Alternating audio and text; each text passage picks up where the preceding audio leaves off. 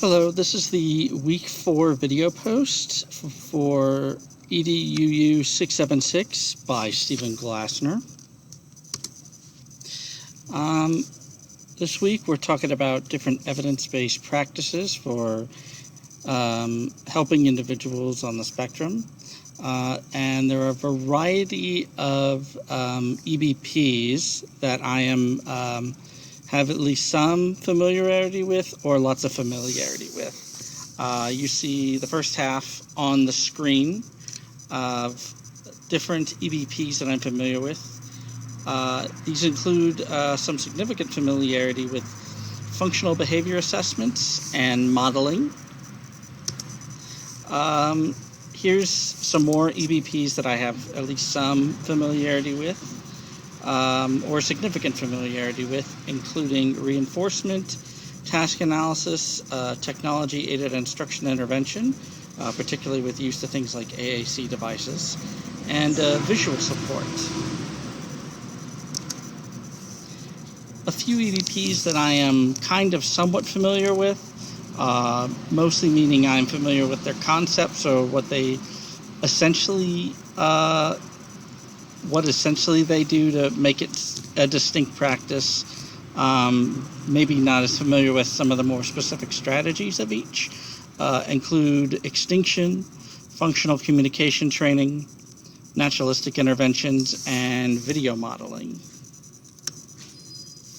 And then some EBPs that I am unfamiliar with include cognitive-based interventions, differential reinforcement of alternative, incompatible, or other behavior, discrete trial training, pivotal response training, response interruption or redirection, and time delay. So these are ones that I am unfamiliar with.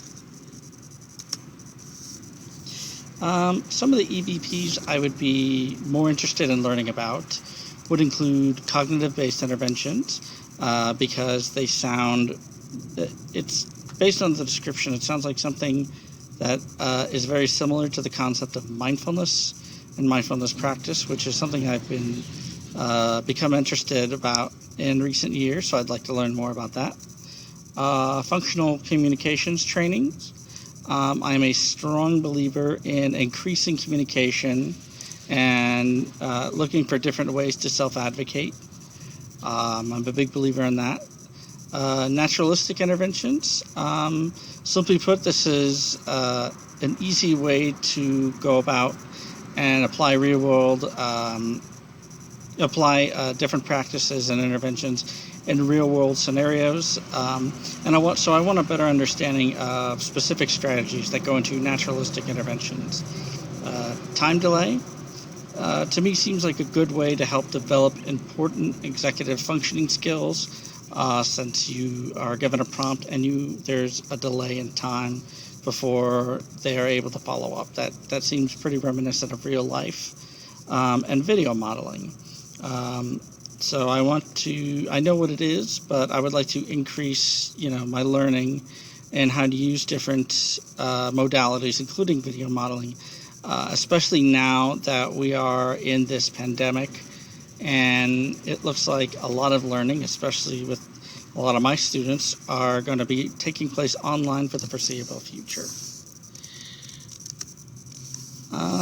As far as the Faces of Autism Spectrum Disorder reading, some thoughts I have on that. The thought that comes to mind that's often applied to individuals on the autism spectrum disorder is the adage that if you've seen one person with autism, you've seen one person with autism.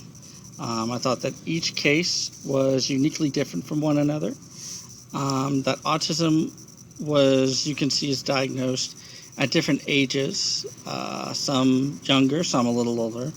Autism looked different in each individual, and each student was able to make some sort of progress once they were receiving services or different types of evidence-based practices.